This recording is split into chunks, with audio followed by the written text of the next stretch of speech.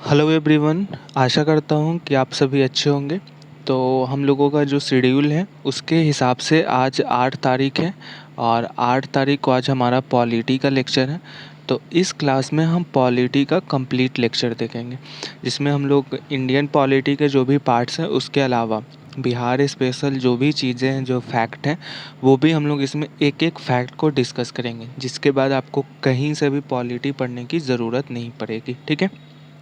ज़्यादा समय नहीं लूँगा क्योंकि ये बहुत ही शॉर्ट में आपको कंप्लीट करवाना है और ज़्यादा से ज़्यादा बड़ा रिवीजन पर्पस के लिए वीडियो बन सके, तो ये मेरा उद्देश्य है।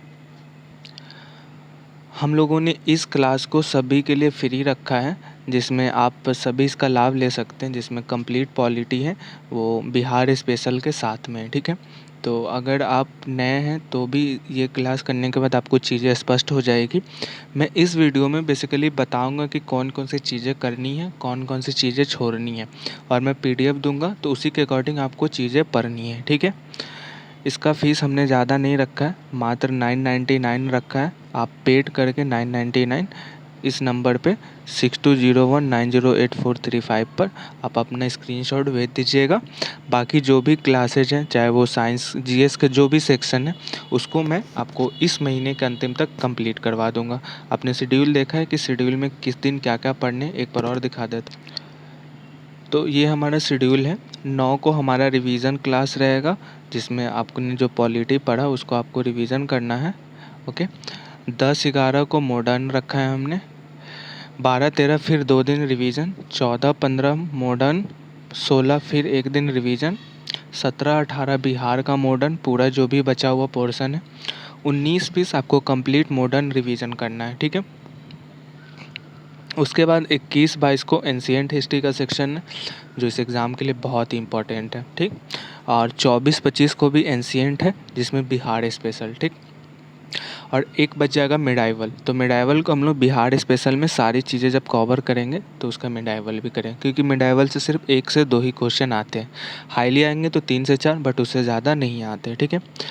ये होंगे। उसके बाद 1 दिन ज्योग्राफी रहेगा, 1 दिन काफ़ी है। उसके बाद 3 दिन फिजिक्स, केमिस्ट्री और बायोलॉजी, जो भी इम्पॉर्टेंट चीज़ें वो सारी चीज़ें होंगी। उसके बाद फिर हम लोग टेस्ट सीरीज रखेंगे, और जो सेक्शन इसमें छूट चुका है उसको 1 दिन में कंप्लीट करेंगे। जैसे इकोनॉमिक है तो इकोनॉमिक इसी शेड्यूल के बीच में से किसी भी एक दिन वो मैं रख लूँगा, जो रिवीजन क्लास के दिन है। ओके। वो भी आपके लिए फ्री ऑफ कॉस्ट रहेगी। बाकी इन सब चीज़ों के लिए आपको 999 सिर्फ पेड करना है। क्यों? क्योंकि मैं पीडीएफ दे रहा हूँ, आपके लिए मेहनत कर रहा हूँ। ओके। तो क्लास चलिए स्टार्ट शुरू करते हैं। सबसे पहला जो इम्पोर्टेंट है वो है प्रियम्बल। तो सिंपली प्रियम्बल को क्या करना है कि आपको रट जाना है। रट इसलिए जाना है क्योंकि ये चीज़ पूछेंगी कि क्रम वाइज पूछ सकता है कि कहाँ पे कौन सी चीज़ें हैं। जैसे वो पूछ देगा कि समाजवादी, पंथ निरपेक्ष, संपूर्ण प्रभुत्व, ऐसे करके वो दे देगा ऑप्शन, उसमें कौन कौन सी चीज़ें हैं वो आपको देना होगा। इसके जो इम्पोर्टेंट फैक्ट है वो मैं बता देता हूँ। जैसे ये 26 नवंबर को इसको क्या किया गया था कि लागू किया गया था। ठीक है। इस दिन लागू किया था। इसके अलावा इसके और भी फैक्ट है, जैसे पंडित नेहरू ने प्रस्तावना, वो मैं आगे बताता हूँ।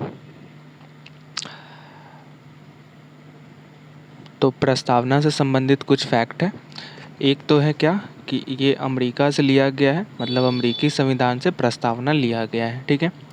आपको ज़्यादा कुछ सोचना नहीं, मैं जैसे से बोल रहा हूँ बस आप सिंपली सुन लीजिए। एक बार और वीडियो देख लीजिएगा, आपको चीज़ें समझ में आ जाएगी। ज़्यादा लंबा वीडियो नहीं होगा, 1 घंटा मैक्सिमम 1.25 घंटा। ठीक है। इसको प्रस्तुत पंडित नेहरू ने किया था, याद रखेंगे, क्योंकि बहुत से लोग अंबेडकर लगा के आ जाते हैं। ठीक है। Doctor Ambedkar, sorry. तो पंडित नेहरू आप याद रखेंगे। दूसरा क्या, ये पूछेगा नहीं बट आप याद रख सकते हो कि ये संविधान निर्माताओं के दिमाग की उपज है। मतलब कि जब संविधान निर्माताओं संविधान बनाने की क्रिया कर रहे थे, वर्क उस पर कर रहे थे, तो वो जो भी चीज़ें चाह रहे थे कि हमें समाज में किसको क्या देना है, ओबीसी को क्या देना है, एससी एसटी को क्या देना है, तो वो सारी चीज़ें जो है वो प्रस्तावना में मौजूद है। अब जैसे पढ़ेंगे सामाजिक आर्थिक न्याय, बंधुत्व बढ़ाने वाली धन संकट, तो इस तरीके के जो कीवर्ड्स है वो क्या है कि वो संविधान निर्माताओं के दिमाग की उपज को दर्शाता है। इसमें एकमात्र संशोधन हुआ है 42nd अमेंडमेंट, जिसमें 3 शब्द याद रखेंगे। ये 3 शब्द एग्जाम में पूछता है, समाजवादी, धर्मनिरपेक्ष और अखंडता। ठीक है। इसमें हम देखेंगे कि कौन शब्द कहाँ से लिया गया है, आगे मैं बताऊंगा इसको। अब देख लेते हैं संविधान स्रोत, मतलब कौन सी चीज़ें कहाँ से ली गई है। बहुत इंपॉर्टेंट है, जो मैं चीज़ें बताऊंगा वो बस आपको याद रख लेना है, ठीक है। सबसे इम्पोर्टेंट है भारत शासन अधिनियम 1935।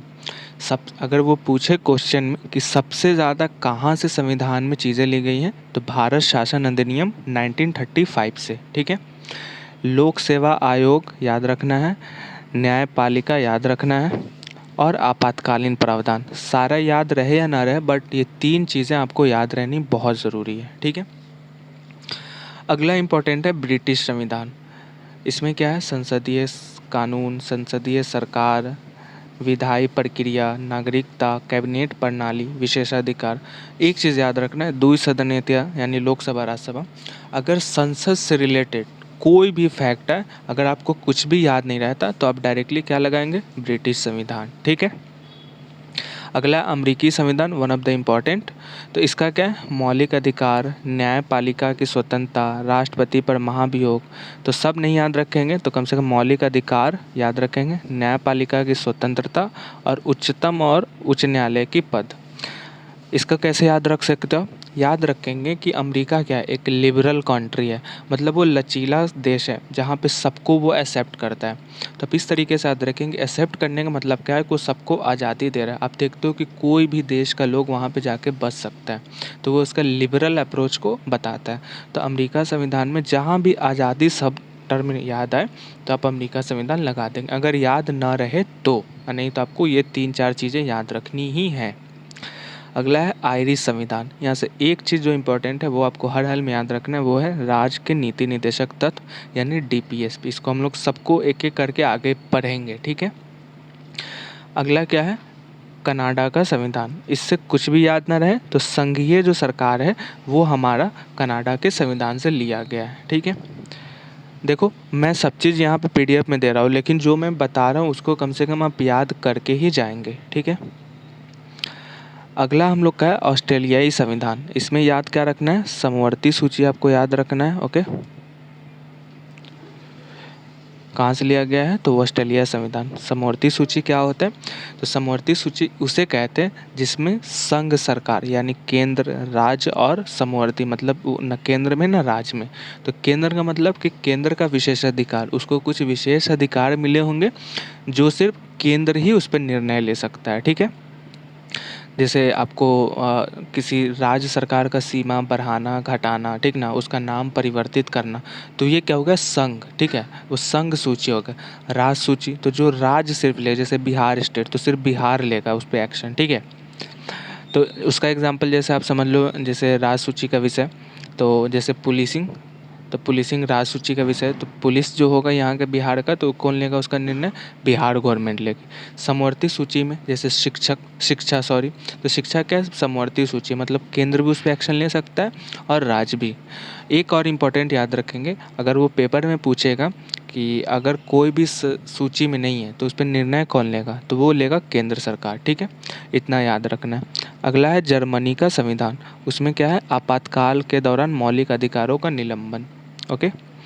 अगला है रूस यानी यूएसएसआर। तो मौलिक कर्तव्य याद रखेंगे, मौलिक कर्तव्य। और जो हमने अभी प्रस्तावना देखा उसमें सामाजिक, आर्थिक और राजनीतिक जो शब्द है वो भी रूस से ही लिया गया है। अगला इम्पोर्टेंट है फ्रांस। तो फ्रांस से क्या लिया गया है, गणतंत्र, स्वतंत्रता, समानता और बंधुत्व, ओके।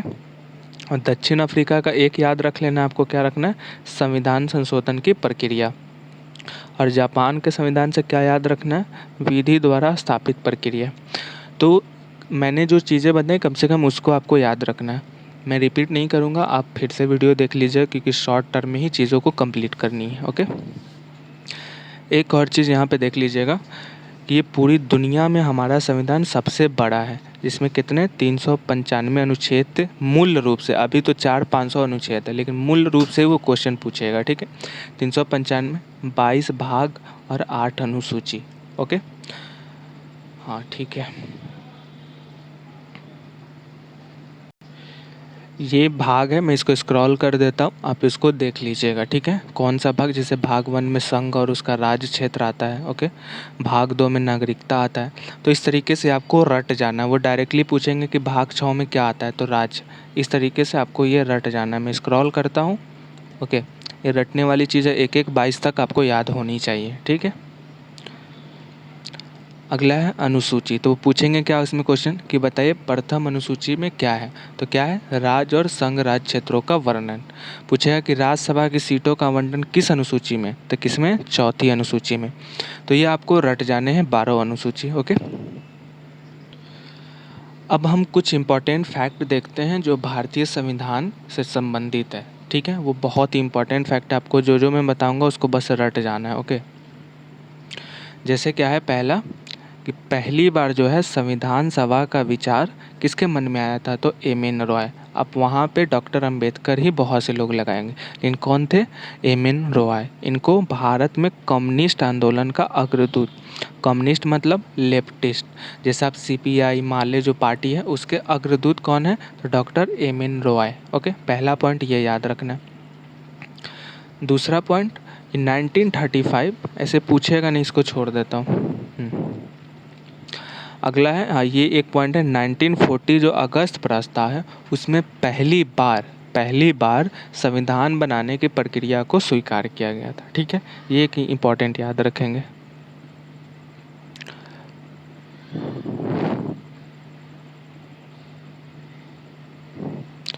एक और इम्पॉर्टेंट यहाँ पे आप पॉइंट याद रखेंगे कि 9 दिसंबर 1946 को विधानसभा यानी लोकसभा अभी और उस समय का विधानसभा, ठीक, पहली बैठक हुई थी, जिसमें कौन थे, अस्थायी अध्यक्ष डॉक्टर सच्चिदानंद सिन्हा। तो पूछेंगे क्या कि प्रथम अस्थायी विधानसभा के अध्यक्ष कौन थे, तो डॉक्टर सच्चिदानंद सिन्हा। और अस्थायी कौन होंगे, तो डॉक्टर राजेंद्र प्रसाद, ओके। अस्थायी यहाँ पे डॉक्टर राजेंद्र प्रसाद। आपको ये उपाध्यक्ष याद नहीं रखना, क्योंकि वो उपाध्यक्ष उतना डिटेल में नहीं पूछेगा, ठीक है। अगला क्या है, ये वाला इंपॉर्टेंट याद रखेंगे कि डॉक्टर नेहरू ने उद्देश्य प्रस्ताव यानी जो हमने अभी प्रियम्बल पढ़ा उसको संविधान में प्रस्तुत किया था, ठीक है। एक ये इंपॉर्टेंट याद रखेंगे कि 22 जनवरी 1947 को जो विधानसभा का संकल्प है उसे स्वीकृत किया गया था, और 3 जून 1947 माउंटबेटन योजना, ये याद रखेंगे, ओके। कुछ और इम्पोर्टेंट पॉइंट है, जिसे 1949 में राष्ट्रमंडल जो है कॉमनवेल्थ का, जैसे आप गेम सुनते होंगे, तो राष्ट्रमंडल की जो कंट्री है, तो जो उसमें सदस्य है उसमें भारत की सदस्यता पुष्टि हुई। और 22 जुलाई 1947 को राष्ट्रीय ध्वज को अपनाया गया। 24 जनवरी 1950 को राष्ट्रीय गान, राष्ट्रीय गीत और डॉक्टर राजेंद्र प्रसाद भारत के राष्ट्रपति बने, ओके। ये याद रखेंगे आप। अगला इम्पोर्टेंट है प्रारूप समिति। प्रारूप समिति के अध्यक्ष कौन थे, डॉक्टर अंबेडकर। संचालन समिति के डॉक्टर राजेंद्र प्रसाद। संघ शक्ति के जवाहरलाल नेहरू जी। प्रांतीय संविधान के सरदार पटेल जी। आप प्रारूप समिति के ये 7 सदस्य को याद कर लेंगे, ओके। अब हम देख लेते हैं रेगुलेटिंग एक्ट। इससे आपको 1 से 2 क्वेश्चन डेफिनेटली एग्जाम में देखने को मिलेगा, चाहे वो हिस्ट्री के खंड में पूछे या पॉलिटी के। पहला क्या है, रेगुलेटिंग है। तो पहला इसमें इंपॉर्टेंट क्या हो जाएगा कि बंगाल के गवर्नर जनरल को, जो बंगाल का पहले गवर्नर था उसको बंगाल का गवर्नर जनरल बना दिया गया। और प्रथम कौन थे, तो प्रथम बंगाल के गवर्नर जनरल वारेन हेस्टिंग थे। ये इंपॉर्टेंट पॉइंट याद रखेंगे। अगला इम्पोर्टेंट क्या था कि 1773 एक्ट के तहत कलकत्ता में एक न्यायपालिका यानी सुप्रीम कोर्ट की स्थापना की गई थी। मतलब सुप्रीम कोर्ट बंगाल वाला सुप्रीम कोर्ट, अभी दिल्ली वाला नहीं, ठीक। ये 2 पॉइंट आप यहाँ से याद रखेंगे। अगला इम्पोर्टेंट है 1773 हो गया, 1781। तो 1781 को याद रखेंगे कि इसे एक्ट ऑफ सेटलमेंट कहते हैं। बस इतना ही याद रखना है, 1 पॉइंट, ओके।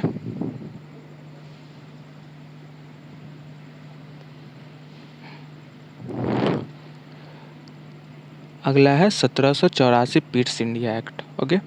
इसमें क्या याद रखना है कि इसमें बोर्ड ऑफ डायरेक्टर को इसमें क्या किया गया था कि नियुक्त किया गया था। बस इतना 1 पॉइंट इसमें याद रखना है।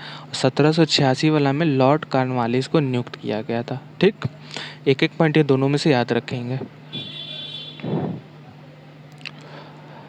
अगला है 1793 एक्ट। तो इसमें क्या याद रखना है, इसमें याद रखेंगे कि भारतीय राजस्व से ब्रिटिश जो सदस्य थे, जो कर्मचारी वगैरह, जो आज के दौर में, उस समय जो ब्रिटिश कर्मचारी थे उनको भारतीय राजस्व से उनको भुगतान किया जाता था। ये एक पॉइंट। दूसरा पॉइंट याद क्या रखेंगे ना, बस एक ही पॉइंट इसमें याद रखना है, ओके। और इसमें याद रखना है कि कंपनी को, जो ब्रिटिश गवर्नमेंट है, चीन के साथ व्यापार छोड़कर उसका एकाधिकार को समाप्त कर दिया था। एकाधिकार मतलब कि अब वो चीन के अलावा कोई भी देश के साथ व्यापार नहीं कर पाएगा, ओके। तो ये पॉइंट आप याद रखेंगे। इसमें एक और याद रखना है कि प्रथम बार 1 लाख रुपया का प्रावधान शिक्षा के क्षेत्र में किया गया था। क्वेश्चन क्या पूछेंगे कि पहली बार शिक्षा के लिए कितने पैसे आवंटित किए गए थे, तो 1 लाख। किस एक्ट के माध्यम से, तो 1813 एक्ट के माध्यम से, ओके। ये याद रखेंगे। 1833 एक्ट में क्या क्या याद रखेंगे कि ये अंतिम एक्ट था जिसमें कंपनी का शासन था। इसके बाद क्या हो जाएगा 1858 में, तो ताज का शासन। तो आपको कन्फ्यूजन में 1858 नहीं लगाना है, बल्कि 1833 लगाना है, ठीक है। और इसमें एक और याद रखना क्या है, एक सेकंड में बताता हूँ। 1833 में कि यूरोपियन जो लोग थे उसके प्रवास पर प्रतिबंध लगा दिया गया था, और दास प्रथा को 1833 एक्ट से ही समाप्त किया गया था, ठीक। अगला देखते हैं 1853 एक्ट। इसमें क्या है कि इसमें सिविल सेवा जो अभी होता है, बीपीएससी यूपीएससी का रियल एग्ज़ाम, तो उसके लिए खुली प्रतियोगिता का आयोजन किया गया। पहला ये याद रखेंगे। और दूसरा, विधेयक पर वीटो करने का अधिकार गवर्नर जनरल को दिया गया। एक पॉइंट ये याद रखेंगे।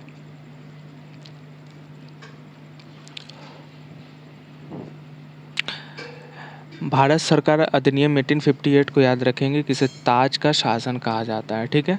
और इसमें क्या क्या समाप्त किया गया था, सब तो नहीं, ये 2 पॉइंट, दोहरी और डॉक्ट्रिन ऑफ लैप्स, से 2 चीज़ों को समाप्त किया गया था, ओके। बाकी अगर आपको टाइम मिले तो आप पूरा भी रट सकते हो, कोई दिक्कत नहीं। लेकिन ये जो मैं बता रहा हूँ ये इंपॉर्टेंट चीज़ है जहाँ से फैक्चुअल इन्फॉर्मेशन बीपीएससी पूछता है। बाकी ये यूपीएससी लेवल का है, ठीक है। और जो इम्पोर्टेंट पॉइंट है, 1861 का जो एक्ट है उसमें पोर्टफोलियो प्रणाली स्टार्ट किया गया। आपातकाल के दौरान वायसराय को अध्यादेश जारी करने का शक्ति दिया गया, ठीक। और बंगाल के लिए नई विधान परिषद का गठन किया गया। इतना आप याद रखेंगे। और 1892 से याद रखेंगे कि बजट पर चर्चा करने का अधिकार कार्यपालिका के जो सदस्य हैं उनको दिया गया, ओके। ये इम्पोर्टेंट है। 1909, इसको मार्ले मिंटो सुधार के भी नाम से जानते हैं। एकदम रट जाना है कि 19 पूछा है कि मार्ले मिंटो सुधार किस अधिनियम को कहते हैं, तो 1909 को। मुस्लिम के लिए इसमें पृथक मंडल का निर्वाचन का व्यवस्था किया गया था। मतलब मुस्लिम के लिए अलग चुनाव होंगे और बाकी जो धर्म के लोग हैं उनका अलग होगा। तो ये आप याद रखेंगे। और 1999 को क्या अधिनियम को नाम कहते हैं, तो मानटेंगू चेम्सफोर्ड सुधार अधिनियम, ओके। इसमें उत्तरदायी सरकार की स्थापना, एक पॉइंट याद रखेंगे। और सांप्रदायिक प्रतिनिधिमंडल में दलित को छोड़ के सबको शामिल किया गया था।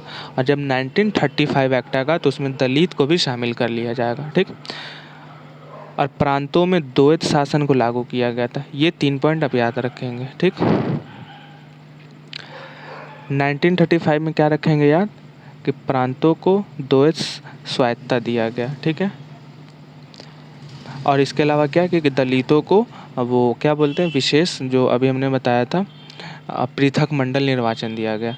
और इसके अलावा 1935 में क्या होगा, लोकसभा होगा और न्यायाधीश, न्यायालय का जो गठन होगा वो भी 1935 एक्ट के तहत दिल्ली में एक सुप्रीम कोर्ट का स्थापना याद रखेंगे।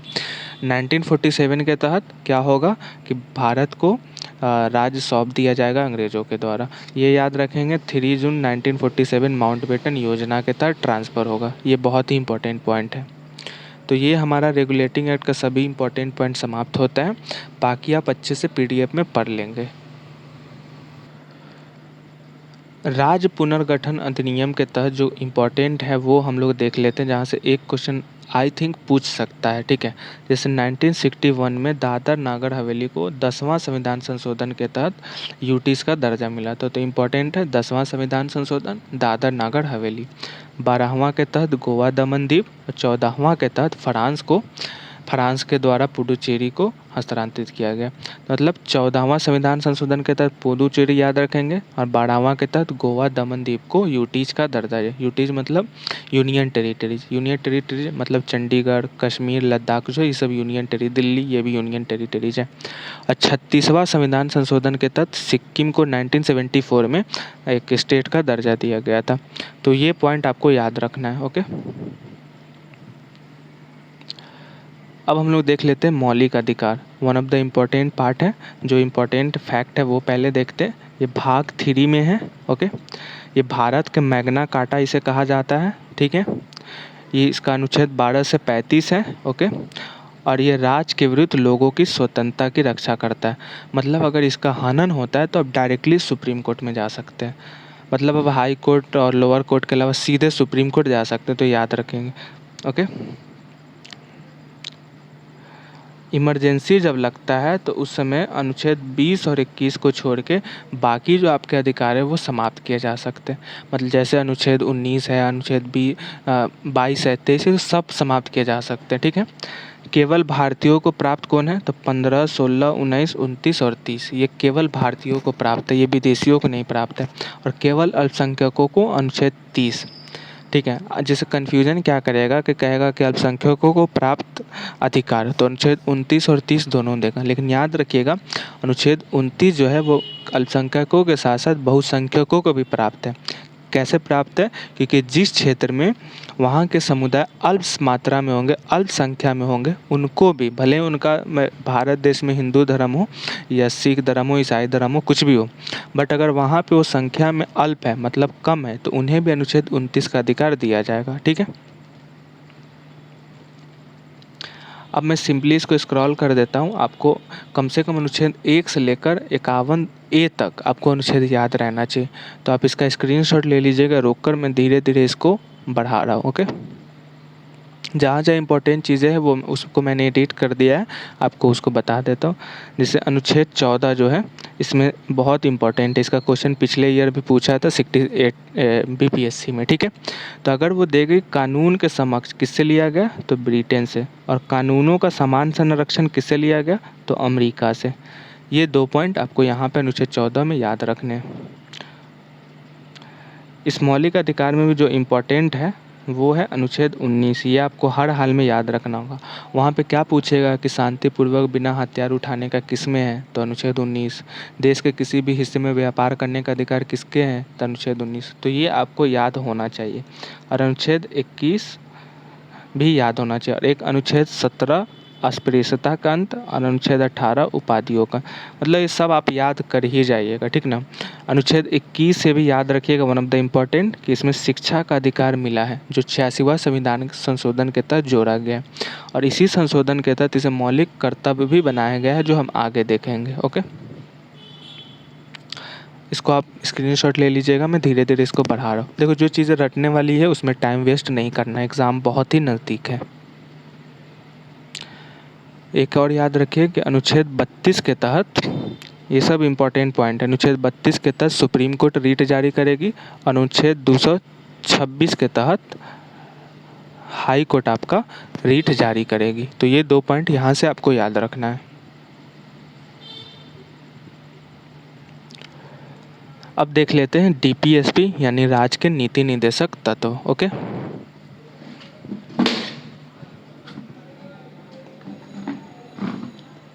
सॉरी, तो ये क्या है? ये भाग 4 याद रखेंगे, भाग 4 में अंकित है, अनुच्छेद 36 से 51 में है, ओके।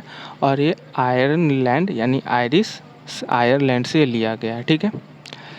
जब भी राज्य कोई नीति बनाएगा या कोई कानून बनाएगा तो DPSP को ध्यान में रख कर ही बनाएगा, ठीक है।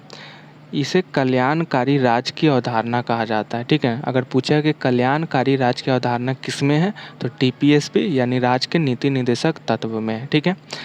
इसके विरुद्ध आप न्यायालय नहीं जा सकते, मतलब ये लागू करना सरकार के हाथ में, वो कर भी सकती है नहीं भी कर सकती, लेकिन इतना याद रखने की ज़रूरत नहीं है।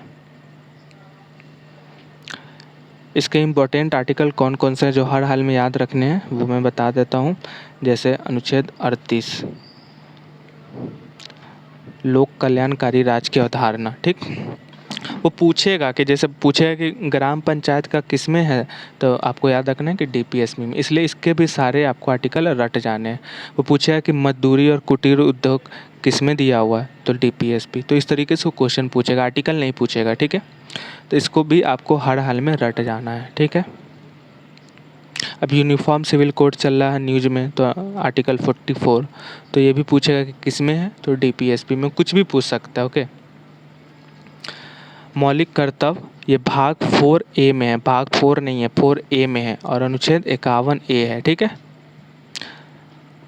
मौलिक कर्तव्य क्या क्या है वो देख लीजिए आप आगे। मौलिक कर्तव्य, तो आपको मौलिक कर्तव्य ये है, ये आपको रट जाने हैं, ठीक ना। वो कुछ भी पूछ सकता है, ठीक है। इसमें एक चीज़ मौलिक अधिकार में रखना है, 11वां जो है 86वां संविधान संशोधन के तहत बाल शिक्षा को भी मौलिक कर्तव्य बनाया गया था, और उसमें हमने मूल अधिकार में देखा था कि अनुच्छेद 21A के तहत इसको मौलिक अधिकार भी बनाया गया। तो पूछेगा कैसे क्वेश्चन वो मैं बता देता हूँ। वो पूछेगा कि संविधान का पालन करने, राष्ट्र ध्वज राष्ट्रगान का आदर करें, भारत की संप्रभुता एकता अखंडता की रक्षा करें, तो ये सब दे देगा, और उसमें कोई एक ऐसा पॉइंट दे देगा कि इसमें से कौन मौलिक कर्तव्य नहीं है। तो इसलिए ये आपको 11 के 11 पॉइंट याद रखना है, ठीक है। अब देखो संविधान के संशोधन में बहुत से फैक्ट है, लेकिन जो इम्पोर्टेंट कौन कौन से हैं वो आप देख लीजिए।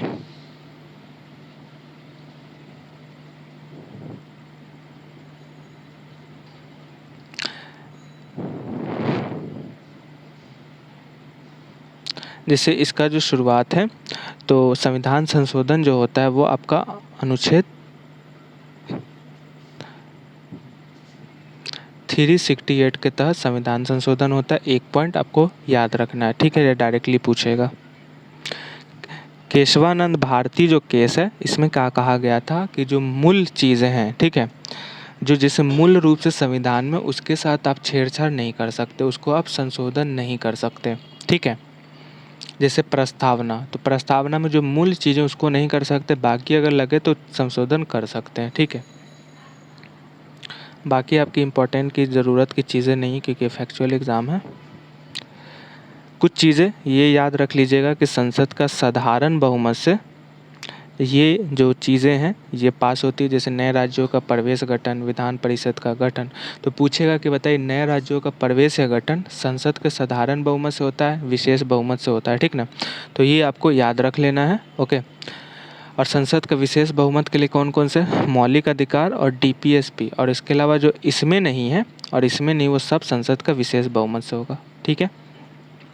और संसद के विशेष बहुमत के साथ साथ जो राज्य विधानसभा के समर्थन की ज़रूरत है, जैसे राष्ट्रपति का निर्वाचन, उसके लिए चाहिए सुप्रीम कोर्ट, हाई कोर्ट, 7वीं अनुसूची, जीएसटी, संविधान का खुद का संशोधन, तो ये सब जो चीज़ें हैं वो राज्यसभा से भी चाहिए अनुमति, ठीक है, विशेष संशोधन के बावजूद, जो भी राज्य हैं उनसे भी।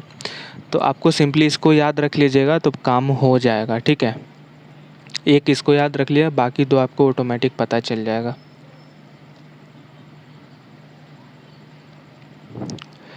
अब देख लेते हैं कि संघीय सरकार और एकात्मक सरकार। तो पहले मैं इसमें बताऊंगा कि कैसे वो क्वेश्चन पूछेगा। तो जैसे दे देगा कि बताइए निम्न में से संघीय सरकार की कौन कौन सी विशेषताएं हैं, ठीक। अब उसमें उसने क्या किया कि आपको ये 5 पॉइंट दे दिया, ठीक ना, और एक पॉइंट इसमें क्या दे देगा कि एकात्मक सरकार, ठीक है, एकल सरकार, ठीक है। अगर आपको ये याद नहीं रहेगा तो आप कंफ्यूज हो जाएंगे, तो इसलिए दोनों को याद नहीं रखते हैं तो कम से कम इसको याद रखिए कि संघीय सरकार में दोहरी सरकार होता है, मतलब एक केंद्र में और एक राज्य में, लिखित संविधान होता है, शक्तियों का विभाजन होता है, ठीक है ना, संविधान की सर्वोच्चता होती है, कठोर संविधान होता है, स्वतंत्र न्यायपालिका होता है, और द्विसदनीय विधानमंडल यानी राज्यसभा और लोकसभा। तो ये अगर 7 पॉइंट आपको याद है और इसमें से कोई भी पॉइंट देगा तो आप उसको छाट देंगे, ठीक है। तो इस तरीके से आपका क्वेश्चन सही हो जाएगा।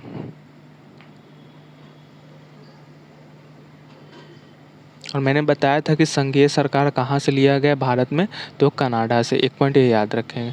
अब देख लेते हैं आपातकालीन प्रावधान जो इम्पोर्टेंट है आपके एग्ज़ाम्स के लिए। तो ये याद रखना, अनुच्छेद 352 से नेशनल इमरजेंसी यानी राष्ट्रीय आपातकाल लगता है। एक पॉइंट, राष्ट्रपति शासन यानी प्रेसिडेंशियल रूल अनुच्छेद 356 से लगता है। और वित्तीय आपात यानी इमरजेंसी जो लगता है इकोनॉमिकली, वो अनुच्छेद 360 से। ठीक, एक दो पॉइंट जो इसमें याद रखना है कि सिर्फ ये जो होगा राष्ट्रपति आपातकाल जो होगा, ठीक ना, वो बाहरी आक्रमण और सशस्त्र विद्रोह। बाहरी आक्रमण मतलब कि देश के बाहर, जैसे पाकिस्तान का कर दे, अफगानिस्तान का कर दे, तभी नेशनल इमरजेंसी लगेगा। ऐसा नहीं कि बिहार में दंगा हो रहा है तब नेशनल इमरजेंसी लगा दे, ठीक ना, वो नहीं होगा। ठीक, और दूसरा याद है कि सशस्त्र विद्रोह मतलब सेना विद्रोह कर दे, जैसे नेवी, आर्मी, जैसे पाकिस्तान में होता है ना कि आर्मी विद्रोह कर देता है तो वहाँ सरकार चेंज हो जाती है। तो अगर इस तरीके से कर दे तो नेशनल इमरजेंसी पूरे देश में लगेगा। ये एक एक पॉइंट याद रखना है। प्रेसिडेंशियल लॉ में क्या होगा कि कहीं भी देश के कोना में, जैसे कश्मीर में होता है दंगा फसाद, तो वहाँ पे क्या होता है कि प्रेसिडेंशियल रूल लगा दिया जाता है। वित्तीय आपातकाल मतलब कि जब पैसों की कमी देश में हो तब भी राष्ट्रपति लगाएगा। और याद रखिएगा कि तीनों कौन लगाता है, तो राष्ट्रपति लगाता है। ठीक है, पूछेगा डायरेक्ट कि राष्ट्रपति आपातकाल कौन लगाता है, राष्ट्रीय आपातकाल कौन लगाता है, वित्तीय आपातकाल कौन लगाता है, तो सब कौन लगाता है, राष्ट्रपति। आगे इम्पोर्टेंट जो है, ये सब तो नहीं पूछेगा, इसमें जो इम्पोर्टेंट पॉइंट है वो मैं डायरेक्ट आपको बता देता हूँ। देखिए, नेशनल इमरजेंसी के समय अनुच्छेद 20 और 21 को छोड़कर, ठीक ना, आपका वो मूल अधिकार जो है वो निलंबन किया जा सकता है। तो याद रखिएगा कि अनुच्छेद 20 और 21, ठीक, ये एक एक पॉइंट याद रखना है आपको।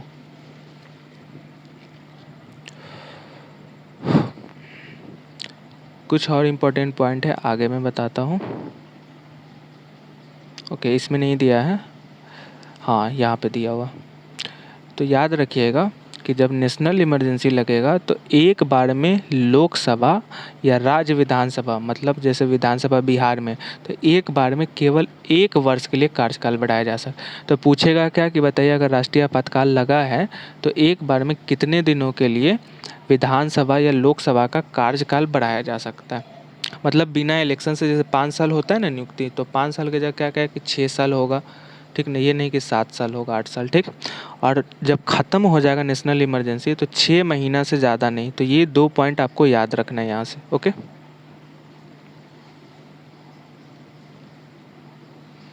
कुछ और इम्पोर्टेंट चीज़ें हम देख लेते हैं, प्रेसिडेंट और गवर्नर। तो पहले तो देखते हैं कि प्रेसिडेंट के इलेक्शन में कौन कौन से लोग भाग लेते हैं। ठीक है, तो इसमें ये याद रखिएगा कि लोकसभा के सदस्य, राज्यसभा के सदस्य और राज्य विधानमंडल के सदस्य, मतलब जहाँ पे विधानमंडल है। ठीक है, और दिल्ली, पुडुचेरी जो 2 यूटीज़ है, केंद्र शासित, ऐसे केंद्र शासित प्रदेश भाग नहीं लेगा, बट दिल्ली और पुडुचेरी में क्या है, विधानसभा, इसलिए वहाँ के सदस्य भाग लेते हैं। और इसमें, ठीक ना, तो इसको आप याद रखेंगे। ये पॉइंट बहुत ही इंपॉर्टेंट है, ये आपको हर हाल में रट जाना है। ठीक, राज और इस आगे देखेंगे इसका नियुक्ति कैसे होता है, वो सब धीरे धीरे देखेंगे। और राज्यपाल जो है, ये याद रखिए कि 7वां संविधान संशोधन जो है उसके तहत राज्यपाल एक राज्य से अधिक राज्यों में भी हो सकता है। और 7वें संविधान संशोधन के तहत ही हाई कोर्ट का जज एक राज्य से दूसरे राज्य के लिए भी हो सकता है, मतलब उसका शक्ति। ठीक है, और राज्यपाल की नियुक्ति कनाडाई मॉडल से लिया गया है, ये आपको एक पॉइंट याद रखना है। योग्यता राज्यपाल के लिए क्या क्या होना चाहिए, भारत का नागरिक हो, 35 वर्ष की आयु पूरा कर चुका हो। ठीक, और ये शपथ लेगा उच्चतम न्यायालय जो है, जो हाई कोर्ट का जज है उच्च न्यायालय, उसके समक्ष राज्यपाल क्या लेगा, शपथ लेगा। तो ये 4 पॉइंट आपको यहाँ से याद रखने हैं। ओके, मैंने डिटेल में सारी चीज़ें दे दी हैं, लेकिन जो इम्पोर्टेंट है वो आपको याद रखना है। बाकी है तो इम्पॉर्टेंट, लेकिन वो आपके एग्ज़ाम के लिए उतना इम्पॉर्टेंट नहीं है, तो समय अभी नहीं, इसलिए कम समय में रखना। और राष्ट्रपति के लिए भारत का नागरिक 35 वर्ष की आयु पूर्ण कर चुका हो और लोकसभा के सदस्य के लिए योग्य हो। और ये किसके समक्ष लेगा राष्ट्रपति अपना शपथ, तो राष्ट्रपति लेगा सुप्रीम कोर्ट के जज और राज्यपाल हाई कोर्ट के जज। इसलिए मैंने सबको साथ में रखा है कि आपको चीज़ें याद रहे। ओके,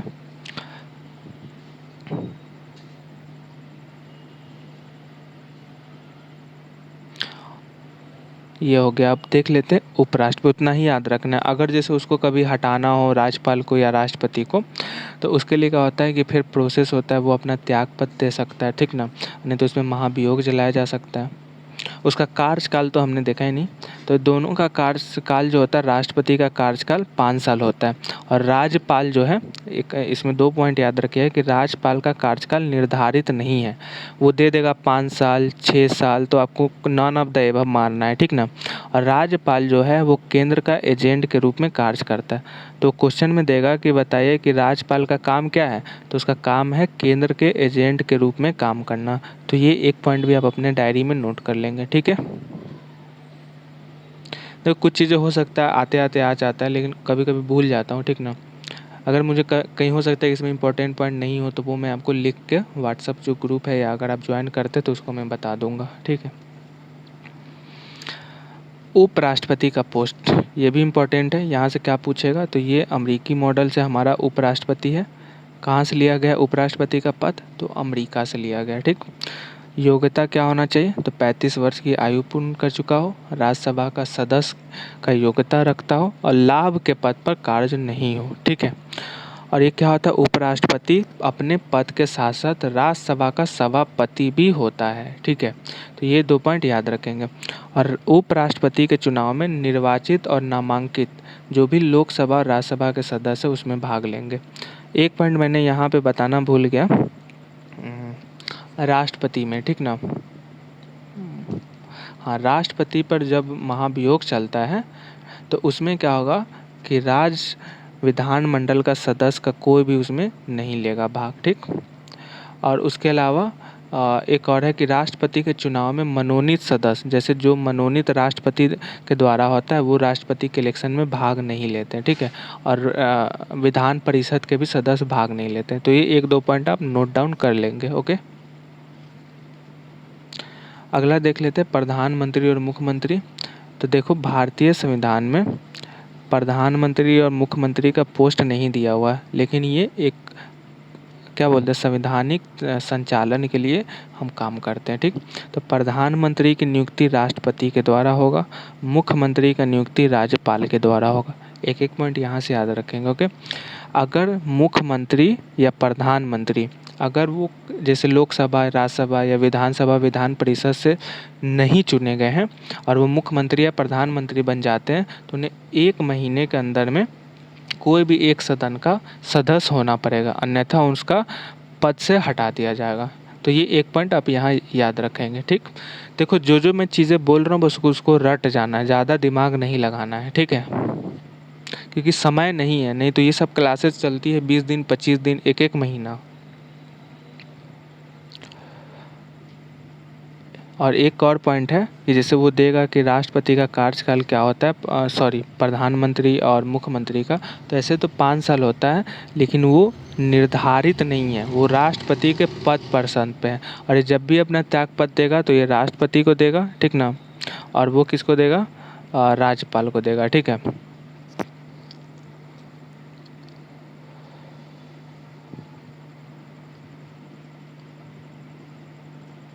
और एक और याद रखिएगा कि अगर वो किसी भी सदस्य का सदस्य नहीं है सदन का, तो 6 महीने के रूप में वो प्रधानमंत्री या मुख्यमंत्री नियुक्त किया जा सकता है, ठीक ना। और यहाँ पे क्या दिया हुआ था कि, सॉरी, यहाँ पे मैंने गलत बता दिया था, मैं माफ़ी चाहता हूँ। यहाँ पे मैंने गलत बता दिया। जैसे अगर राष्ट्रपति पहले प्रधानमंत्री नियुक्त करता है तो 1 महीना के अंदर में उसको सदन में विश्वास मत हासिल करना होता है। जैसे अगर मेरे पास 500 सीट है लोकसभा में, ठीक ना, और मेरे पास 200 सीट है और 225 मुझे चाहिए सरकार बनाने के लिए, ठीक। और उस सब में अगर आपको जैसे गवर्नमेंट बनाने के लिए चाहिए और उस समय हमको क्या है कि हमको प्रधानमंत्री राष्ट्रपति द्वारा नियुक्त किया गया, तो उस समय क्या होगा कि आपको 1 महीने के अंदर में बहुमत साबित करना होगा, ठीक। और 6 महीना के अंदर में अगर प्रधानमंत्री और ये मुख्यमंत्री अगर कोई भी सदन का सदस्य नहीं है, तो उसको क्या करना होगा कि अगर वो नियुक्त हो जाता है तो उसको 6 महीना के अंदर में किसी एक सदन का हिस्सा होना होगा, ठीक। तो मैंने गलती से बता दिया था हड़बड़ाहट में, तो आप यहाँ पे याद रखेंगे 6 महीना, और 6 महीने इसको आप अच्छे से पढ़ लेंगे, ठीक। अगला इम्पोर्टेंट देख लेते हैं। 91 जो अमेंडमेंट एक्ट है, इसके द्वारा संविधान में प्रोविज़न है कि कोई भी 15% से अधिक मंत्रिपरिषद नहीं होगा, ठीक है, चाहे वो राज्य में हो या केंद्र में हो, ठीक है। और लोकसभा के जो सदस्य होते हैं या विधानसभा के जो सदस्य होते हैं, वो शपथ किसके समक्ष लेते हैं, ठीक, तो वो लेते हैं अध्यक्ष के समक्ष, ठीक है ना, जैसे विधानसभा के अध्यक्ष के समक्ष। और जो मंत्री है वो किसके समक्ष लेंगे, केंद्र में लेंगे किसके समक्ष, सुप्रीम कोर्ट के जज के सामने, और इसमें लेंगे राष्ट्रपति के सामने, और इसमें लेंगे राज्यपाल के समक्ष, ठीक है। मैं इसको सिर्फ स्पीड में बता रहा हूँ, बाकी सारी चीज़ें इस PDF में लिखा हुआ है, बस आपको इसमें देखना है। इसकी संरचना देख लेते हैं, पूछेगा एग्जाम में। राज्यसभा की संरचना कितनी है, 250 सीटें, 238 का चुनाव होता है और 12 राष्ट्रपति द्वारा मनोनीत होता है, ठीक है। और लोकसभा में 552 सीटें, 530 राज्य से और 20 केंद्र शासित प्रदेश से, ठीक। इसकी अवधि कितनी होती है, 5 वर्ष, और आपातकाल में एक बार में 1 वर्ष बढ़ाया जा सकता है, ठीक है। एक इम्पॉर्टेंट याद रखिए कि केवल 2 स्टेट से ही राज्यसभा में प्रतिनिधित्व है, यूटीज से। वो कौन कौन से, दिल्ली और पुडुचेरी। क्यों है, क्योंकि यहाँ पे विधानसभा का संचालन होता है।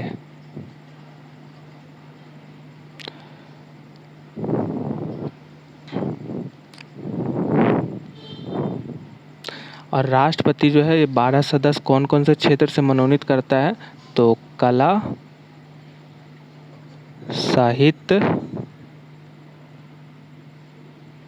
और समाज से, ओके। तो ये 3 सेक्टर है, ठीक ना। लिटरेचर, कला, शायद 3 ही है, एक और होगा शायद, मुझे याद नहीं आ रहा, ओके। तो ये आप याद रखेंगे। अगला इम्पोर्टेंट है कि धन विधेयक जो है, धन विधेयक केवल और केवल लोकसभा में ही प्रस्तुत होता है, ठीक है, केवल लोकसभा में। और अगर उतना डिटेल में तो नहीं पूछेगा कि राज्यसभा देगा तो वो होगा, बस याद रखिए कि धन विधेयक केवल लोकसभा में प्रस्तुत होगा, राज्यसभा में नहीं। ये देख लीजिए, दोनों सदनों की संयुक्त बैठक। तो दोनों सदनों की संयुक्त बैठक कौन बुलाएगा, तो राष्ट्रपति बुलाएगा, और इसकी अध्यक्षता कौन करेगा, तो लोकसभा का अध्यक्ष करेगा, ठीक है। अगर वो नहीं रहेगा तो उपाध्यक्ष या फिर सभापति और उपसभापति, ठीक है। ये 3 पॉइंट यहाँ से याद रखना है।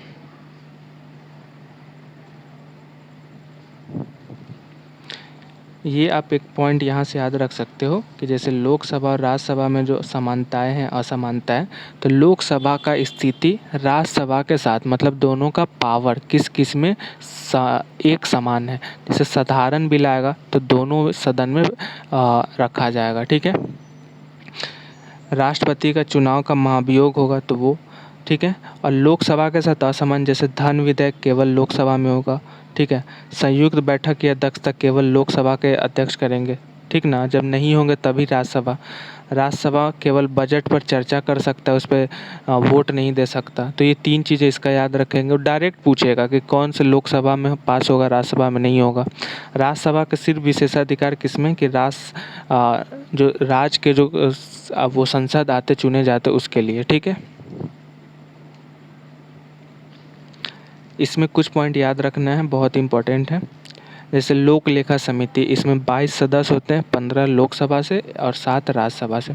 कार्यकाल इसका 1 वर्ष होता है, और इसका जो रिपोर्ट है वो कैग जारी करता है। ये 3 पॉइंट यहाँ से याद रखना है। यहाँ से क्या, केवल और केवल लोकसभा से होता है, जो 30 के 30 सदस्य, इसमें राज्यसभा का सदस्य नहीं होता। और इस संसद की सबसे बड़ी समिति कौन है, तो प्राक्कलन समिति। बस यही याद रखना है। इसके भी कार्यकाल 1 साल है। अब देख लेते हैं हाई कोर्ट और सुप्रीम कोर्ट।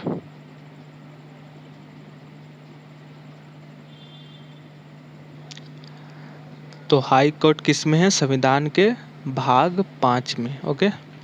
और ये किस में, संविधान के भाग 6 में, ओके। और इम्पोर्टेंट पॉइंट क्या क्या है इसमें,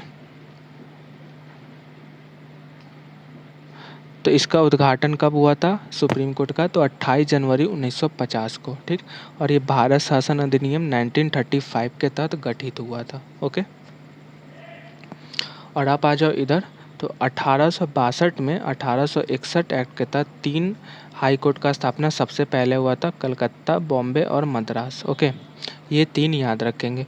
और 1866 में चौथा हाई कोर्ट का स्थापना हुआ था, इलाहाबाद हाई कोर्ट। ठीक, मैंने पहले बताया था कि 7वां संविधान संशोधन के तहत एक से अधिक राज्यों में भी उच्च न्यायालय हो सकता है, और भारत में भी कुल कितने हैं, तो 25 उच्च न्यायालय। डायरेक्टली याद रखना है, ठीक है।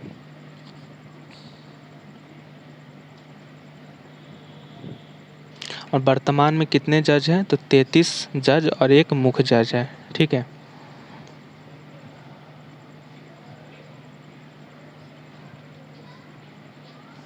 और याद रखते हैं, ओके।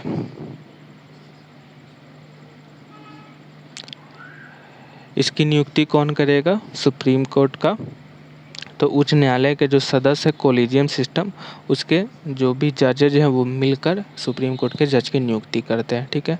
और इसमें क्या होगा, तो इसमें भी वही करेंगे, बस इसमें क्या होगा कि राज्य के जो हाई कोर्ट है उससे सलाह लेंगे, लेकिन उतना वो डिटेल में पूछेगा नहीं, ठीक है। उच्चतम न्यायालय को भारत का संरक्षक भी कहा जाता है, मतलब अगर आपका कोई भी संवैधानिक चीज़ हनन होता है तो सुप्रीम कोर्ट ही उसका संरक्षण करती है।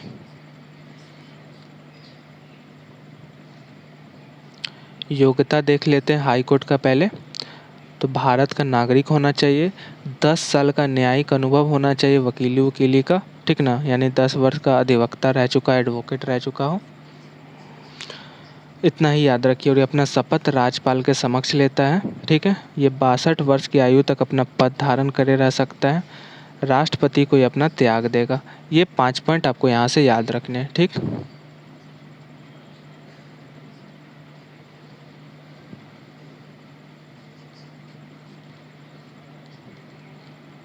यहाँ से क्या क्या इम्पोर्टेंट है सर, राष्ट्रपति वाला में भारत का नागरिक 5 साल के लिए नियुक्त होगा, ठीक है। 10 साल के लिए किसी उच्च न्यायालय का अधिवक्ता या जज होना चाहिए। न्यूनतम आयु नहीं है ना हाई कोर्ट में ना सुप्रीम कोर्ट में। शपथ लेगा उच्चतम न्यायालय किसके सामने, तो राष्ट्रपति के समक्ष। कार्यकाल कितना है, 65 वर्ष की आयु तक इसका उम्र तक ये रह सकता है, ठीक है। और त्यागपत्र किसको देगा, तो राष्ट्रपति को। ये 5 पॉइंट इसमें आपको याद रखने हैं, ओके। और इसको हटाएगा कौन, न्यायाधीश को, तो राष्ट्रपति के आदेश पर ही, चाहे वो सुप्रीम कोर्ट का हो या हाई कोर्ट का। ये सारे एकदम डायरेक्टली पूछेंगे, ओके। ये चीज़ इसलिए आपको याद रखना ही पड़ेगा इन चीज़ों को जो मैं कम से कम बता रहा हूँ। अब आ जाओ पंचायती राज। अब यहाँ से हमारा बिहार स्पेशल भी शुरू हो रहा है, जो हम लोग मात्र 5 पेज में पूरा बिहार स्पेशल को कंप्लीट करेंगे, ओके। तो पंचायती राज में सर्वप्रथम 2 अक्टूबर 1959 को जवाहरलाल नेहरू प्रधानमंत्री थे, नागौर राजस्थान में एक जगह है वहाँ पे लागू हुआ था। और दूसरा कहाँ हुआ था, तो आंध्र प्रदेश में। ये याद रखेंगे, ठीक है। 73वां संविधान संशोधन 1992 के तहत पंचायती राज को लागू किया गया था, ठीक। अब इसमें कौन कौन से 2-3 इम्पोर्टेंट समिति है वो देख लीजिए। त्रिस्तरीय पंचायत बलवंत राय मेहता समिति का सिफारिश है, और यही अभी वर्तमान में भारत में क्या है, त्रिस्तरीय। पूछेंगे कि भारत में कौन स्तरीय पंचायती राज है, तो त्रिस्तरीय, ग्राम, ब्लॉक, जिला, ओके। एल.एन. सिंघवी है, इसने संवैधानिक उपबंध की सलाह दी थी। तो याद रखेंगे, पूछेगा कि संवैधानिक उपबंध की पंचायती राज में किसने सलाह दी, तो एल.एन. सिंघवी समिति ने। और द्विस्तरीय पंचायती राज का किसने किया था, तो अशोक मेहता कमेटी ने, ठीक है। 2 स्तरीय, जिला और मंडल स्तर पे। ये आपको 3 समिति यहाँ से याद रखने हैं, ठीक, बाकी नहीं ज़रूरी है। एक यहाँ पे याद रखेंगे कि नरसिम्हा राव जी जब प्रधानमंत्री थे तभी ये 73वां संविधान संशोधन के तहत लागू किया गया था। एक पॉइंट और याद रखेंगे कि 74वां संविधान संशोधन के तहत नगर पालिका का प्रावधान किया गया है, ओके। तो 73वां के तहत पंचायती राज और 74वां के तहत नगर पालिका। ये 2 पॉइंट यहाँ से याद रखेंगे।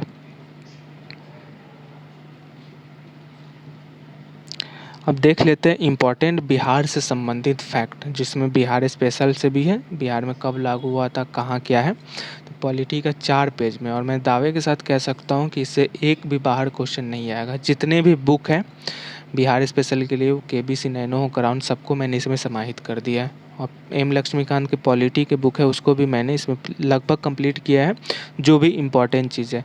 हो सकता है एक दो क्वेश्चन ना आए, क्योंकि सब तो पढ़ाना इतना है नहीं आसान काम 1 घंटा में। तो बिहार में क्या है, परमंडल। तो परमंडल क्या है, परमंडल के इकाई का मतलब राज्य में जो इकाई होता है, क्षेत्रीय इकाई, उसका शीर्ष किसको कहा जाता है, परमंडल को। इसलिए ये पहले नहीं पूछता था, बट इस बार 68 बीपीएससी एग्जाम में उसने पूछ दिया था कि पंचायती स्तर में पंचायत समिति किसका अध्यक्ष होता है, तो इसलिए इसको याद रखना ज़रूरी है। और परमंडल के अधिकारी वो कमिश्नर होते हैं, ठीक। स्वतंत्रता प्राप्ति यानी 1947 के समय बिहार झारखंड जब एक साथ थे, उस समय 4 प्रमंडल थे बिहार में। कौन कौन से थे, तिरहुत, भागलपुर, पटना और छोटा नागपुर। और जब झारखंड चला गया, झारखंड और बिहार का 15 नवंबर 2000 को विघटन हुआ, तो झारखंड में जो बिहार के 4 प्रमंडल चले गए, वो पलामू, संथाल और नॉर्थ साउथ छोटा नागपुर। ये देखो, ये आपको रटना ही पड़ेगा, इसका कोई विकल्प नहीं है दोस्त। जिला के दृष्टि से कौन कौन से सबसे बड़ा प्रमंडल है, तो तिरहुत 6 प्रमंडल, पटना 6 प्रमंडल और मुंगेर 6 प्रमंडल। तो ये सबसे बड़ा बिहार का 3 प्रमंडल है, और सबसे छोटा भागलपुर है जिसका 2 ही प्रमंडल है, ठीक। अनुमंडल कितने हैं, तो अनुमंडल 101 है बिहार में। सबसे बड़ा अनुमंडल ईस्ट चंपारण और पटना है जिसका 6 अनुमंडल है, ठीक है। पंचायती राज जो हमने बताया त्रिस्तरीय बिहार में लागू है। कौन कौन से, ग्राम, ब्लॉक और जिला। बिहार में कब लागू हुआ था, तो 8 अप्रैल 2006 को बिहार में पंचायती राज लागू हुआ था। किसके तहत, तो पंचायती राज अधिनियम 2006। कब हुआ था पंचायती राज अधिनियम लागू, तो 73वां संविधान संशोधन के तहत। भारत में वोमेन को 50% आरक्षण देने वाला बिहार पंचायती राज में पहला देश था। और ये कब दिया गया था, तो 2006 पंचायती राज अधिनियम के तहत, ठीक है। 1937 में जब विधानसभा का इलेक्शन बिहार में हुआ था, तो उस समय के सीएम कौन थे, उस समय पीएम कहा जाता था सीएम को। तो प्रथम बिहार के जो सीएम होंगे वो कृष्ण सिंह होंगे, और उप सीएम या उप पीएम एएन सिन्हा यानी अनुग्रह नारायण सिंह। और प्रथम अध्यक्ष कौन हो जाएंगे, तो रामदयालु सिंह, ठीक है। और स्वतंत्रता पश्चात प्रथम अध्यक्ष कौन होंगे, बिंदेश्वरी प्रसाद। ये याद रखेंगे फैक्ट कि बिहार पंचायत समिति 1961 और जिला परिषद अधिनियम 2 अक्टूबर 1963 को लागू हुआ था। ये बस आपको रट जाना है, वो कुछ भी पूछ सकता है एग्जाम में, बीपीएससी है, कुछ भी पूछ सकता है। कुछ और इम्पोर्टेंट पॉइंट है पंचायती राज से, कि ग्राम पंचायत का वर्ष में 2 बार बैठक अनिवार्य है, मतलब हर हाल में बैठाना है, ठीक। और 4 बार कम से कम साल में।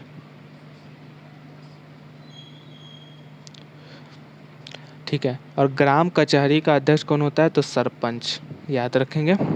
मैं इसलिए बार बार टाइमिंग देख रहा हूँ कि मैंने एक बार इस वीडियो को रिकॉर्ड करके भेज चुका था, लेकिन वो अनफॉर्चुनेटली मेरे से डिलीट हो गया था। हर पंचायत समिति, एक पंचायत समिति 5000 की आबादी पर होता है, और इसकी बैठक 2 महीने में एक बार करना अनिवार्य है। तो ये सब पॉइंट, एक एक पॉइंट आपको याद रखना है। बिहार नगर पालिका अधिनियम 2007 के तहत बिहार में कितने हैं, कुल 12 नगर निगम है। और डायरेक्ट पूछेगा ये क्वेश्चन, ठीक है। 12वां कौन नगर निगम है, तो छपरा। बिहार में कुल 57 नगर परिषद है, 117 नगर पंचायत है, ठीक है। नगर निगम का प्रमुख कौन होता है, मेयर होता है। नगर परिषद का प्रमुख नगर सभापति, और नगर पंचायत का प्रमुख नगर सभापति होता है, ठीक है। इस सब पीडीएफ में आपको प्रिंट आउट करके रट जाना है। बिहार मानवाधिकार आयोग कब स्थापना हुआ था, तो 3 जनवरी 2000 को। बीपीएससी 1 अप्रैल 1949 को। और इसका कार्यकाल क्या होता है, तो 6 वर्ष या 65 वर्ष की आयु तक। पहले अध्यक्ष इसके थे राजधारी सिंह, ठीक है। बिहार सचिव जो कर्मचारी आयोग है वो कब लागू हुआ था, तो 4 नवंबर 1975 को, ठीक है। अब देख लो बिहार पंचायत का जो 2021 का इलेक्शन हुआ था, जो करेंट अफेयर भी तो पूछेगा ना। तो अधिसूचना जारी हुआ था 24 अगस्त 2001 को, और कुल 11 चरण में इलेक्शन हुआ था। 24 सितंबर को पहला चरण का इलेक्शन हुआ था, और 12 दिसंबर को अंतिम चरण का। कुल 61.13% मतदान हुए थे। सबसे ज़्यादा 65.44 कब हुआ था, तो 10वां, यहाँ पे मैंने दूसरा लिख दिया, गलत है। 10वां और सबसे कम 55.02 दूसरा चरण में, ठीक है। एकमात्र प्रखंड जहां 8 ग्राम पंचायत में महिला ही बनी है मुखिया, ठीक, वो कौन है? सरमेरा प्रखंड, जहाँ पे 8 की 8 ग्राम पंचायत की मुखिया कौन बनी है? महिला, और ये नालंदा में। सबसे कम उम्र में 21 वर्ष में अनुष्का बिहार की मुखिया बनी है। कहाँ की बनी है? तो कुशहरा पंचायत की बनी है। रिकॉर्ड 58% महिला जीत कर आई है, जो देश में रिकॉर्ड है कि पंचायती इलेक्शन में इतनी प्रतिशत में महिला। ये सारा फैक्ट जो अभी मैंने बताया बिहार स्पेशल का, आपको मुंह पर रटा होना चाहिए। कहीं से भी वो कुछ भी पूछ सकता है, इसलिए डेट फैक्ट के साथ ही याद रखेंगे। वो डेट बहुत ज़्यादा पूछते हैं। और कुछ इम्पोर्टेंट है बिहार से संबंधित पॉलिटी में, जैसे घोषणा जो बिहार का पृथक करने का हुआ था कि बिहार अब एक राज्य के रूप में काम करेगा, तो 12 दिसंबर 1911 को जब दिल्ली दरबार लागू हुआ था, तो जॉर्ज पंचम के द्वारा किया गया था। बिहार के जनक सच्चिदानंद सिन्हा जी को कहा जाता है। 22 मार्च को बिहार दिवस मनाया जाता है और 22 मार्च 1912 को बंगाल से बिहार अलग हुआ था। 1 अप्रैल 1935 को उड़ीसा से अलग हुआ था और 15 नवंबर 2000 को झारखंड से अलग हुआ। वो पूछेंगे कि कितना प्रतिशत के साथ झारखंड अलग हुआ था, तो 45.85%। जब बिहार और झारखंड साथ में थे तो लोकसभा की सीट थी 54, राज्यसभा की सीट थी 22, विधानसभा की थी 324 और विधान परिषद की थी 96।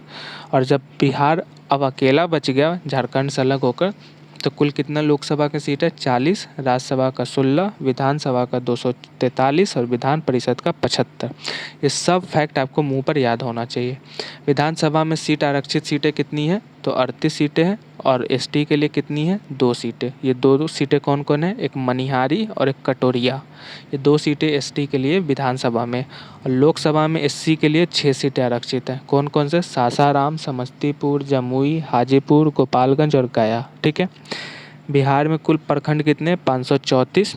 जिला कितने? 38। नगर परिषद कितने? 57। नगर निगम कितने? 12। नगर पंचायत कितने? 117। ग्राम पंचायत है 83-86। ये इसलिए याद रखना है क्योंकि इलेक्शन हुआ है अभी। बिहार में द्विसदनीय सदन है, विधानसभा और विधान परिषद। बिहार में विधानमंडल में कौन कौन से आएंगे? विधानसभा, प्रेसिडेंट और गवर्नर। विधान परिषद और गवर्नर। देखो यहाँ पे एक चीज़ याद रखना है कि पूछेगा क्या एग्जाम में, कि कार्यपालिका के सदस्य कौन कौन से हैं, ठीक। सॉरी, विधायिका का पूछे या विधायिका, कार्यपालिका, ठीक है। तो पूछेंगे तो राज्य में कौन हो जाएगा? तो राज्य में हो जाएगा विधानसभा, विधान परिषद और गवर्नर। और केंद्र में यही हो जाएगा कौन? लोकसभा, राज्यसभा और प्रेसिडेंट, ठीक ना। ये पूछेंगे डायरेक्ट।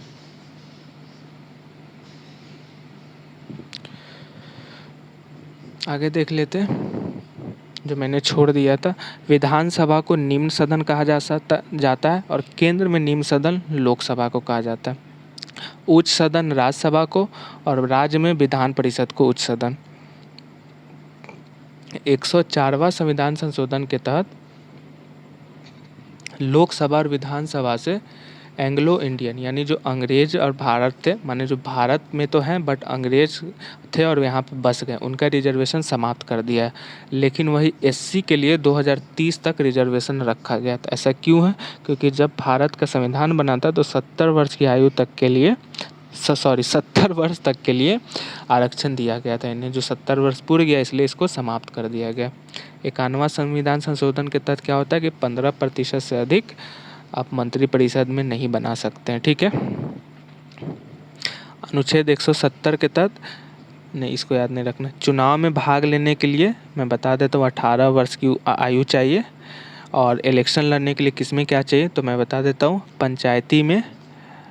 पंचायत इलेक्शन में चुनाव लड़ने के लिए 21 साल, लोकसभा में 25 साल, राज्यसभा में 30 साल और प्रेसिडेंट और गवर्नर के लिए कितना चाहिए? 35 साल। तो ये आपको याद रखना है, ठीक है। एक बार और बता देता हूँ। पंचायत के लिए 21 साल, लोकसभा के लिए 25 साल, राज्यसभा के लिए 30 साल और प्रेसिडेंट और गवर्नर के लिए 35 साल। ये आपको हर हाल में याद रखने हैं। यहाँ पे लोकसभा की जगह विधानसभा और राज्यसभा की जगह विधान परिषद में चाहिए, ठीक है ना। कितना, 25 और 30, ये आपको याद रखना है हर हाल में। जो बिहार में विधान परिषद है उसके बारे में इम्पोर्टेंट फैक्ट याद रख लेते हैं। जैसे राज्यसभा है वैसे विधान परिषद, तो कार्यकाल दोनों का 6 वर्ष होता है और दोनों में हर दूसरे वर्ष 1/3 सदस्य रिटायर होते हैं। विधान परिषद कब लागू हुआ है, तो गवर्नमेंट ऑफ इंडिया एक्ट 1912 के द्वारा इसका गठन हुआ। पहला बार बैठक कब हुआ था बिहार में, तो 20 जनवरी 1913 को पटना कॉलेज में, ठीक है।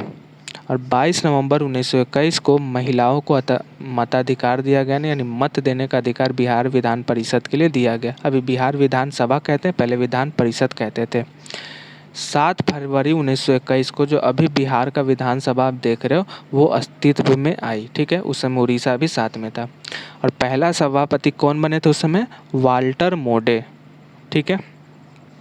हाँ, एक मैं उस समय छोड़ दिया था कि मनोनीत विज्ञान से भी होते हैं, चाहे वो विधान परिषद में हो या राज्यसभा में हो, ठीक है। ये सब याद रखने की उतना ज़रूरत नहीं है। अध्यक्षता कौन करते विधान परिषद की, तो सभापति करते। राज्यसभा में कौन करते, तो उपराष्ट्रपति, जो उनको सभापति कहा जा सकता है। केवल 6 राज्य में ही विधान परिषद है, यूपी, कर्नाटक, महाराष्ट्र, बिहार, आंध्रा और तेलंगाना। पेपरलेस वाला मतलब बिना पेपर के डिजिटल मोड में देश में पहला है बिहार विधान परिषद जो बिना पेपर वाला है, यानी पेपरलेस। और विधानसभा कौन है, तो विधानसभा है नागालैंड। ये 2 पॉइंट आप यहाँ से याद रखेंगे। सॉरी,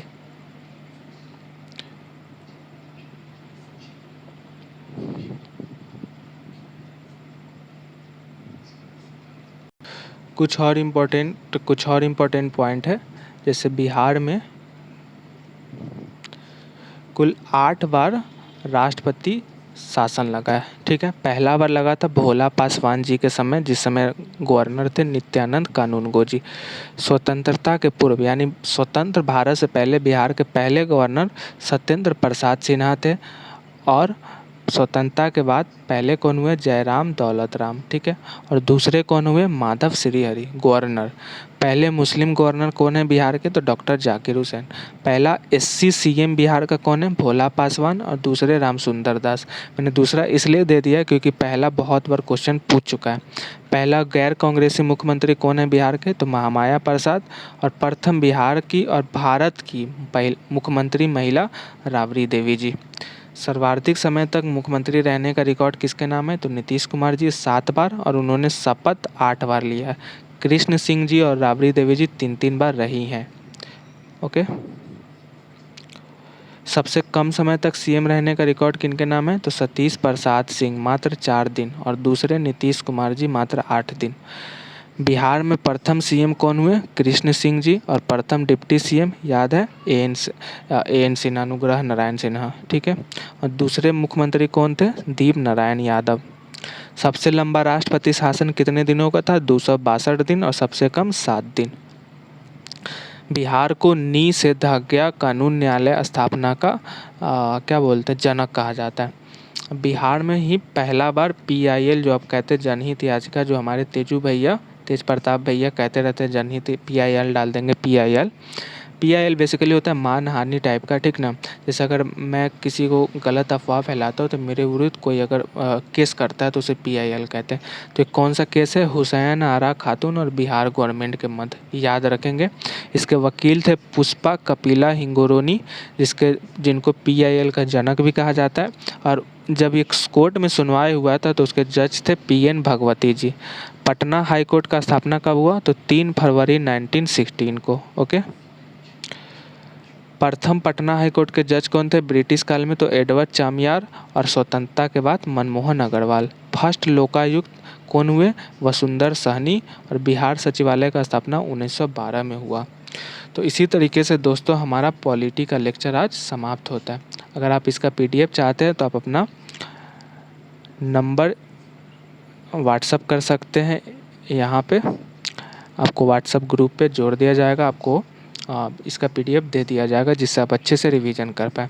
अगर आपको पूरा BPSC का क्लास करना है इसी तरीके से विथ नोट, नोट्स का जो भी पीडीएफ इम्पोर्टेंट है, जो भी इम्पोर्टेंट चीज़ें हैं उसका मैं इसमें एक्सप्लेन करूँगा और आप उसको रट जाएंगे। तो उसके लिए आपको क्या करना है, मात्र 99 ही पेड करना है। इसलिए करना है क्योंकि बहुत मेहनत लगता है इतने शॉर्ट रिवीजन बनाने में। अगर आपके पास पैसा नहीं है तो कोई बात नहीं, आपको फ्री ऑफ कॉस्ट में भी पूरी क्लास करा दी जाएगी। पैसा कोई महत्व नहीं रखता। अगर आप पढ़ने के लिए तत्पर हैं, जिज्ञासु हैं, खूब पढ़ना चाहते हैं तो आपके लिए 0 चार्ज है, ठीक है। और आपको क्या करना है, इस नंबर पे आपको अपना नाम और स्क्रीनशॉट पैसा भेजने का। अगर पैसा नहीं है तो ऐसा अपना नाम और डिटेल भेज दीजिएगा, तो आपको डेली क्लासेस भेज दिया जाएगा, ठीक है। हमारा शेड्यूल क्या है वो मैं बता देता हूँ, कैसे कक्षा चलेगी आगे। हमारा नेक्स्ट जो क्लास आएगा वो 9 जुलाई को रिवीजन क्लास है, ओके।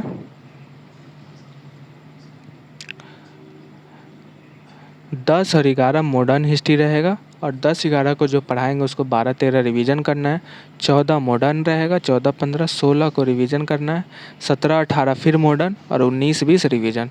इस तरीके से मात्र 6 क्लास में आपका मॉडर्न कंप्लीट हो जाएगा विथ बिहार स्पेशल, ठीक है। एंशिएंट हिस्ट्री 21-22 को चलेगा और 23 को इसका रिवीजन होगा। 24-25 फिर एंशिएंट चलेगा बिहार स्पेशल का, और ये 25-26-27 को समाप्त हो जाएगा। 28, 29, 30 ये 3 दिन आपका बिहार स्पेशल चलेगा, जिसमें आपका हिस्ट्री का सेक्शन होगा। ज्योग्राफी तो अलग है ही सेपरेट, उसके अलावा जो भी इम्पोर्टेंट बिहार स्पेशल में होगा हिस्ट्री के अलावा आर्ट एंड कल्चर वगैरह, वो सारी चीज़ें 28, 29, 30 को होगी। 31 को geography with Bihar special. 1, 2, 3 physics, chemistry, biology, इसको एक्सप्लेन कर दिया जाएगा, शॉर्ट नोट दे दिया जाएगा जिससे रिवीजन करने में आसानी हो, ठीक है। तो इतना ही पे इसको समाप्त करते हैं, फिर अगले वीडियो में मिलते हैं। हाँ, एक और अनाउंसमेंट है क्या कि आपके लिए आप सबके लिए एक और फ्री क्लास है, जो वो इकोनॉमिक्स का क्लास है, जिसमें बिहार से संबंधित जितने भी इम्पोर्टेंट फैक्ट वो सारे करा जाएंगे। वो भी बहुत जल्द मैं आपको अपलोड कर दूंगा जब भी समय मिलता है, ठीक है। तो अपना ख्याल रखिए। God bless you, Allah bless you, thank you so much.